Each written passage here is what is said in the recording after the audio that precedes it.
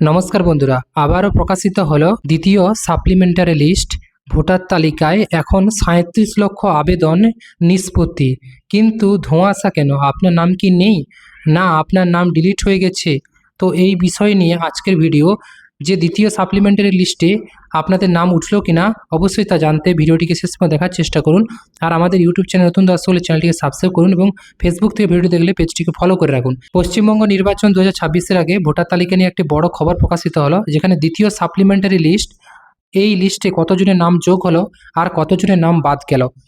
সাধারণ মানুষের মনে এখন অনেক প্রশ্ন আছে, তো এই বিষয় নিয়ে আজকে আমরা আলোচনা করব। দেখুন, দ্বিতীয় লিস্ট বেরিয়েছে, আপনারা সবাই জানেন 27শে মার্চ রাত্রি 9টাতে বেরিয়েছে। দ্বিতীয় লিস্টে কমিশন জানিয়েছে প্রায় 37 লক্ষ আবেদন নিষ্পত্তি হয়েছে। অর্থাৎ এই নিষ্পত্তি কথার অর্থ হচ্ছে হয় আপনার আবেদন অ্যাপ্রুভ হয়েছে, না হয় আপনার আবেদন রিজেক্ট হয়েছে। তো এক্ষেত্রে আপনি কি করে বুঝবেন বা এই লিস্ট কীভাবে চেক করতে হয়, সমস্ত বিষয়টা বলবো। তবে এই দ্বিতীয় লিস্টে ঠিক কত লক্ষ নাম আপলোড হলো বা অ্যাড হলো ভোটার তালিকায়, তো দেখুন, যাদের নাম বাদ গেছে তাদের কি করতে হবে, যাদের নাম ডিলিট হয়ে গেছে তারা কি করবে। যাদের নাম ডিলিট হয়ে গেছে তাদের জন্য ট্রাইব্যুনাল গঠন করা হচ্ছে। আমি এর আগের ভিডিওতে আপনাদেরকে এই বিষয়টা নিয়ে দেখিয়েছি ট্রাইব্যুনাল কি। অবশ্যই আই বাটনে লিঙ্ক দিয়ে দেবো, আপনি ভিডিওটি দেখে নেবেন।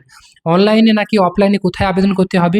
কমিশনের বিশেষ কাজ, জুডিশিয়াল অফিসার কিভাবে রাত জেগে কাজ করছেন এবং কেন সাইন হওয়ার পরেই লিস্ট প্রকাশিত হয়েছে। অর্থাৎ জুডিশিয়াল অফিসাররা কেন রাত জেগে কাজ করছেন এবং কেন সাইন হওয়ার পরে এই লিস্ট প্রকাশিত হচ্ছে। যেমন, ভোট দিতে পারবেন কি? 30 তারিখ নির্বাচন নোটিফিকেশন জারি হয়ে গেলেও কি আর নতুন করে নাম তোলা যাবে? পুরো বিষয়টি বিস্তারিত জানতে আপনারা অবশ্যই ভিডিওটি দেখুন। ভিডিওর প্রধান অংশ হচ্ছে দ্বিতীয় সাপ্লিমেন্টারি লিস্টের মূল খবর, দ্বিতীয় নাম বাদ যাওয়া ভোটারদের জন্য ট্রাইব্যুনাল ও আবেদন নিয়ম, নির্বাচন কমিশনের কাজের ধরন ও আপডেট, ভোটারদের মনে থাকা সংশয় এবং ভোট দেওয়ার সম্ভাবনা। ঠিক আছে, তো দেখুন, এখানে মেন হচ্ছে নিষ্পত্তি, মানে 37 লক্ষ নাম নিষ্পত্তি হয়েছে। এর মানে হচ্ছে যে আপনার অ্যাপ্লিকেশানটি কাজ কমপ্লিট করেছে জুডিশিয়াল অফিসাররা, এর মধ্যে আপনাদেরকে আবেদন অ্যাকসেপ্ট করা হয়েছে, আবার অনেকে আবেদন রিজেক্ট করা হয়েছে। সাপ্লিমেন্টারি লিস্টে নিষ্পত্তি হওয়া মানে সাথে সাথে নাম পোর্টালে দেখা যাবে এমন নয়। অর্থাৎ আপনারা অনেকে ভেবেছেন যে আপনার নাম পোর্টালে দেখা যাবে, কারণ এই কাজটা কমপ্লিট হয়েছে। অনেক সময় কী হয়, জুডিশিয়াল অফিসাররা যখন ডিজিটাল সাইন শেষ করছেন তখনই সেগুলো একের পর এক সাপ্লিমেন্টারি লিস্টে আপলোড হচ্ছে। যেমন প্রথম লিস্টে 10 লক্ষের নাম এসেছিল, যদিও নিষ্পত্তি হয়েছিল অনেক বেশি। কাট অফ টাইমের খেলা, যে প্রতিদিন বিকেল 5টা পর্যন্ত যতগুলো আবেদন সাইন শেষ হচ্ছে সেগুলোই ওই দিনের পরের লিস্টে দেখা যাচ্ছে, বাকিগুলো পরের তালিকায় চলে যাচ্ছে। ডিলিট বা বাদ যাওয়া, 37 লক্ষের মধ্যে একটা বড় অংশ, 37 লক্ষের মধ্যে একটি বড় অংশ এমন আছে যাদের নাম তালিকা থেকে বাদ দেওয়ার জন্য আবেদন করা হয়েছিল বা ডুপ্লিকেট নাম পাওয়া গিয়েছে, তাদের নামগুলোকে নিষ্পত্তির আওতায় ধরা হয়েছে। 37 লক্ষ আবেদন করেছিলেন বা তাদের নামে অভিযোগ ছিল, যার বিচার কমিশন শেষ করেছে।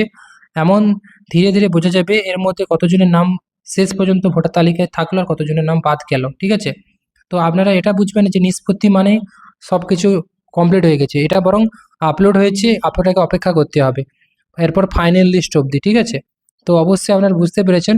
আর কিভাবে দেখতে হবে, এরপর দেখতে গেলে আপনাকে চলে যেতে হবে আপনাদের মোবাইল ফোনে। আপনারা যদি ইসিআই নেট এই অ্যাপসটি রাখেন, গভর্নমেন্টের অ্যাপস, যেটা নির্বাচন কমিশনের একটা অফিসিয়াল অ্যাপস, এখান থেকে আপনারা আপনাদের সাপ্লিমেন্টারি যে দ্বিতীয় লিস্ট সেটা আপনারা চেক করে নিতে পারবেন খুব সহজে। ঠিক আছে, তো এই অ্যাপসটার দ্বারাই আপনারা করতে পারবেন। কিভাবে করতে হয় এই বিষয় নিয়ে আপনারা বিস্তারিত ভিডিও পরবর্তীকালে পাবেন। যদি ভিডিওটি ভালো লাগে লাইক কমেন্ট শেয়ার করুন, আমাদের পেজটিকে ফলো করে রাখুন।